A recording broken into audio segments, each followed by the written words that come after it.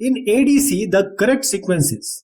ADC का मतलब होता है एनालॉग टू डिजिटल कन्वर्टर। तो ऑप्शन अपने पास है sampler, quantizer, encoder, quantizer sample encoder, encoder quantizer sampler और द ऑर्डर इज वेरिएबल। तो इसका सही ऑप्शन क्या है? सही आंसर है इसका ऑप्शन नंबर 1, सैंपलर, क्वांटाइजर और encoder. Analog to digital converter में होता यह है कि एनालॉग सिग्नल को आप डिजिटल सिग्नल में कन्वर्ट करते हैं, लेकिन इसको करने की प्रक्रिया क्या है?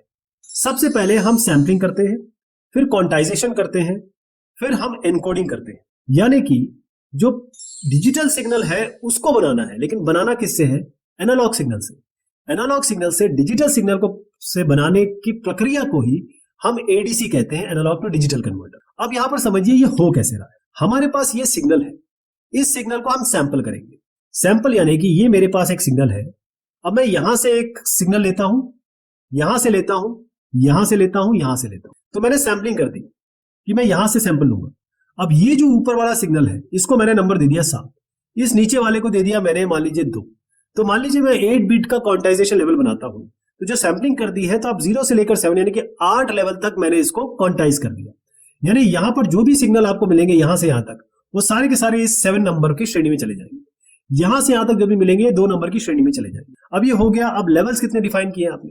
जैसे बाइनरी कोड, अब हर एक का एक बाइनरी कोड हमने डिफाइन किया। जैसे ये जो सिग्नल है ये आपका बोल रहे हैं 111 है। ये जो सिग्नल है इसको हम एक अलग संज्ञा दे रहे हैं। मान लीजिए आपने इसको कहा कि ये वाला सिग्नल हमारा 001 है, तो ये 001 यहां पर, 111 यहां पर, ऐसे हमने ये डिजिटल सिग्नल की फिर एनकोडिंग कर दी। एनकोडिंग कैसे की? एनकोडिंग मान लीजिए हफमैन कोडिंग लगा दी।